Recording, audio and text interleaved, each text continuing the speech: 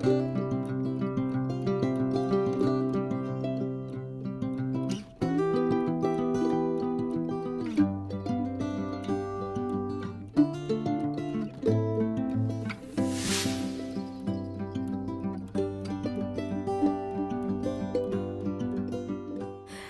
Welcome back. ഇന്ന് ഞാൻ പുതിയ വീട്ടിൽ നിന്നുള്ള ഞങ്ങളുടെ ഈദിൻ്റെ വിശേഷങ്ങളും അങ്ങനത്തെ കാര്യങ്ങളൊക്കെയാണ് കാണിക്കുന്നത്. അപ്പോൾ ഈദിന് വേണ്ടിയിട്ട് ചെയ്ത പ്രിപ്പറേഷൻസും അതുപോലെ തന്നെ അതിൻ്റെ സെലിബ്രേഷൻസും കാര്യങ്ങളും അങ്ങനത്തതൊക്കെയാണ് കേട്ടോ കാണിക്കുന്നത്. അപ്പോൾ ചെറിയൊരു കുഞ്ഞു വ്ളോഗാണ്, അതുകൊണ്ട് തന്നെ നിങ്ങൾ സ്കിപ്പ് ചെയ്യാതെ ഫസ്റ്റ് മുതൽ ലാസ്റ്റ് വരെ തന്നെ കണ്ടുവെക്കുക. എന്നിട്ട് നിങ്ങളുടെ അഭിപ്രായങ്ങളൊക്കെ ഒന്ന് കമൻറ്റ് ചെയ്യാം.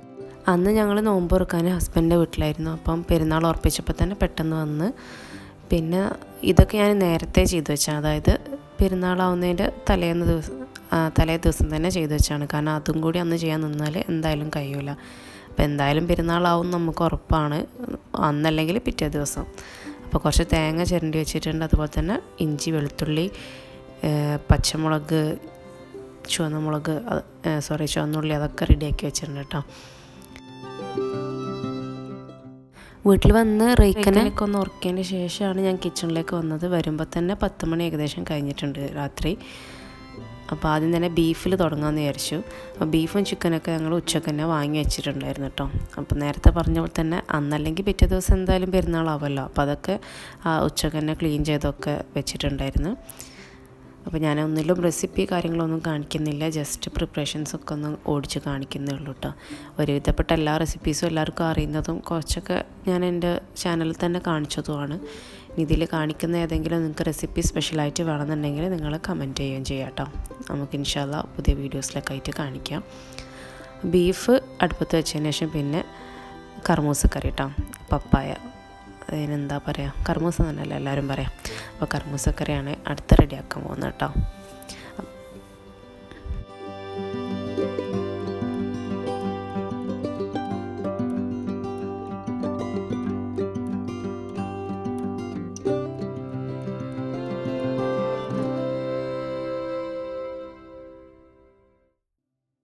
ഈ ഒരു ബീഫിനും കർമൂസ കറിക്കും കോമ്പിനേഷനായിട്ട് എൻ്റെ വീട്ടിലെല്ലാ പെരുന്നാൾക്കും ഉണ്ടാക്കുന്നത് മുളക് കൂട്ടാൻ കേട്ടോ. മുളക് കൂട്ടാനെന്നാണ് നമ്മൾ പറയാം. അപ്പോൾ അതുണ്ടാക്കാമെന്നാണ് ഞാൻ ആദ്യം വിചാരിച്ചത്. അത് മുളക് വെച്ചിട്ടുള്ള ഒരു പുളിങ്കറി പോലത്തെ ഒരു ഐറ്റമാണ്. അപ്പോൾ ഫ്രിഡ്ജിൽ നോക്കിയപ്പം കുറച്ചധികം തന്നെ പച്ചമാങ്ങ ഉണ്ടായിരുന്നു. അതിലൊരു 3-4 ചീത്തായി പോയി ചെയ്തു. അപ്പോൾ പിന്നെ അത് കടുമാങ്ങ ആക്കാമെന്ന് കരുതി അങ്ങനെ കടുമാങ്ങ ഉണ്ടാക്കാം കേട്ടോ.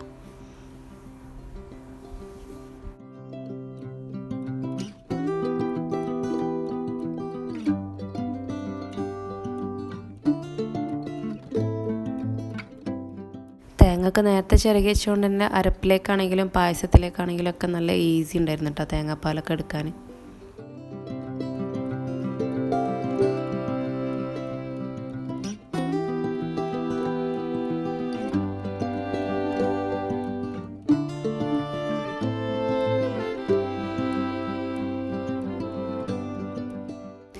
അങ്ങനെ നമ്മൾ സാദാ ചോറിലേക്കുള്ള ഐറ്റംസൊക്കെ ഇതാ കഴിഞ്ഞിട്ടുണ്ട് കേട്ടോ.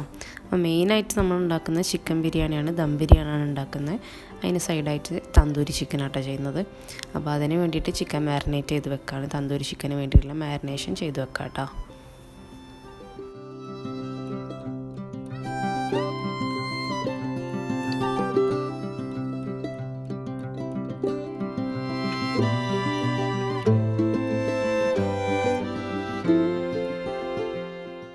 ഈ ഒരു മാരിനേഷനും കൂടി ചെയ്യുമ്പോഴത്തേക്ക് ഏകദേശം 11:30 ആയിട്ടുണ്ടായിരുന്നു കേട്ടോ സമയം. പിന്നെ അതിന് ശേഷം ഞങ്ങളൊന്ന് പുറത്ത് പോയി, അതായത് ചെമ്മാട് പോയി കേട്ടോ. കേശ അതിൻ്റെ അടുക്ക് മൈലാഞ്ചി ഇടാൻ വേണ്ടിയിട്ട് അങ്ങനെ തറവാട്ട് പോയിട്ടുണ്ടായിരുന്നു. അപ്പോൾ ഞങ്ങളൊന്ന് ചെമ്മാട് പോയി കുറച്ച് ഫാൻസി ഐറ്റംസും കൂടി വാങ്ങിക്കാണ്ടായിരുന്നു. അപ്പോൾ പെരുന്നാളാകുമ്പോൾ അങ്ങനെയാണല്ലോ, നമുക്ക് തലേന്ന് വരെ എങ്ങനെ ആയാലും ഷോപ്പിംഗ് ഉണ്ടാവും എത്ര ചെയ്ത് വെച്ചാലും. അപ്പോൾ അങ്ങനെ അതൊക്കെ കഴിഞ്ഞ് വന്നിട്ടാണ് പിന്നെ ബാക്കിയുള്ള പരിപാടികളൊക്കെ ചെയ്തത്. ഇങ്ങനെ ചിക്കൻ മാരിനേഷനും കൂടി ചെയ്ത് വെച്ചതിന് ശേഷം പോവാട്ടോ ചെയ്തത്.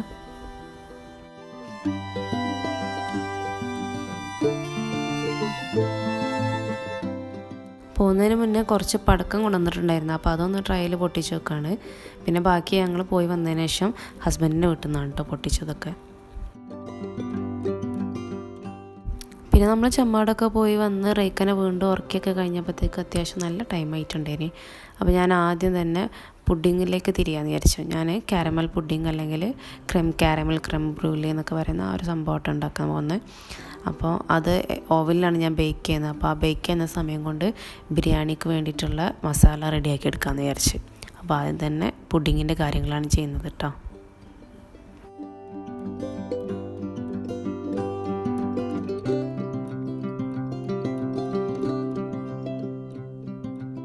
അപ്പോൾ ഒറ്റക്കാണെന്നുണ്ടെങ്കിലും നമുക്ക് നേരത്തെ തന്നെ ഒന്ന് പ്ലാൻ ചെയ്ത് വെക്കുകയാണെന്നുണ്ടെങ്കിൽ എത്ര വലിയ പാർട്ടി ആണെങ്കിലും നമുക്ക് ഹോസ്റ്റ് ചെയ്യാൻ വേണ്ടി പറ്റും. പിന്നെ എന്താ പറയുക, ടെൻഷൻ ഇല്ലാണ്ട് എല്ലാം ചെയ്യാനും പറ്റും. അപ്പം മെയിനായിട്ട് ഞാൻ എപ്പോഴും പറയുന്ന പോലെ തന്നെ പ്ലാനിങ് തന്നെയാണ് മെയിൻ. അത് കഴിഞ്ഞിട്ട് പിന്നെ നമുക്ക് ആവശ്യത്തിനുള്ള സാധനങ്ങൾ നേരത്തെ തന്നെ നമ്മൾ വാങ്ങിച്ച് വെക്കുക. അപ്പോൾ അത് ചിലപ്പോൾ നമുക്ക് അപ്പം ആവശ്യമുള്ളതായിരിക്കില്ല, എന്നാലും നമുക്ക് എന്തൊക്കെയാണോ നമ്മൾ ഉണ്ടാക്കുന്ന അതിന് ആവശ്യത്തിനുള്ള സാധനങ്ങളൊക്കെ നേരത്തെ നമ്മൾ കൊണ്ടുവന്ന് വെച്ച് കഴിഞ്ഞാൽ ചിലപ്പോൾ നമുക്ക് അറിയില്ല നമ്മളെ സിറ്റുവേഷൻ എങ്ങനെ മാറാന്നുള്ളത്. അപ്പോൾ അതിനനുസരിച്ച് തിരിച്ചും മറിച്ചും നമുക്ക് ആദ്യം ഉണ്ടാക്കേണ്ടത് ചിലപ്പോൾ അവസാനം ചെയ്യേണ്ടി വരും, അവസാനത്തേക്ക് ആദ്യത്തേക്ക് മാറ്റേണ്ടി വരും. അപ്പോൾ നമ്മൾ അവസ്ഥക്കനുസരിച്ച് നമുക്ക് മാറ്റി ചെയ്യണമെന്നുണ്ടെങ്കിൽ എല്ലാ സാധനവും നമ്മളെ കയ്യിൽ തന്നെ സ്റ്റോക്കായിട്ടുണ്ടാവണം. അപ്പോൾ അങ്ങനെ സാധനങ്ങൾ ആദ്യം തന്നെ വാങ്ങിച്ച് വെച്ചാൽ പിന്നെ സിമ്പിളായിട്ട് എല്ലാം ചെയ്യാൻ പറ്റും. അപ്പോൾ ഏതായാലും എനിക്ക് 1 മണിക്കൂറിൻ്റെ അടുത്ത് വേണം ആ പുഡിങ് ഒന്ന് കുക്കായി വരാൻ. അതിനുള്ളിൽ ഞാൻ ഈ ഒരു ദം ചിക്കന് വേണ്ടിയിട്ടുള്ള മസാല ചെയ്യാം കേട്ടോ. മസാലയും കൂടി ഫ്രിഡ്ജിലേക്ക് മാറ്റിയതിന് ശേഷം പിന്നെ കിടക്കുകയാണ് ചെയ്തത്. അപ്പോൾ രാവിലെ ആയപ്പം പിന്നെ അത്ര നേരത്തെ ഒന്നും എണീറ്റിട്ടില്ല, പക്ഷെ എന്നാലും സുബീൻ്റെ സമയത്ത് തന്നെയാണ് എണീച്ചത്. പിന്നെ ബാക്കിയുള്ള കാര്യങ്ങളൊക്കെ ചെയ്യാനുണ്ടായിട്ടുള്ളൂ. അപ്പോൾ എണീറ്റ പാടെ തന്നെ കുറച്ച് ക്ലീനിങ്ങും കാര്യങ്ങളൊക്കെയാണ് ചെയ്തത്. അകത്തും പുറത്തൊക്കെ ആയിട്ട് കുറച്ച് കാര്യങ്ങളൊന്നും ചെയ്യാനുണ്ടായിരുന്നു. അപ്പോൾ അതൊക്കെ ചെയ്തതിന് ശേഷമാണ് പിന്നെ ഞാൻ കിച്ചണിലേക്ക് വരുന്നത് കേട്ടോ. അപ്പോൾ അതിനുശേഷം ആദ്യം തന്നെ ബിരിയാണിയിലേക്ക് വേണ്ടിയിട്ടുള്ള നെയ്ച്ചോറ് വെച്ചിട്ട് അത് ദം ചെയ്തിടാൻ വേണ്ടിയിട്ട് ഉള്ള കാര്യങ്ങൾ, അതുപോലെ തന്നെ തന്തൂരി നമുക്ക് ഓവനിലേക്ക് മാറ്റണം. അതൊക്കെ ചെയ്തതിന് ശേഷം പിന്നെ മക്കളൊക്കെ വിളിച്ചുണർത്തി കുളിപ്പിച്ച് അവരെ സുന്ദരികളാക്കി മാറ്റുകയാണ് പിന്നെ അടുത്ത പരിപാടി. അതിനാണ് കുറച്ചധികം സമയം പോവുക.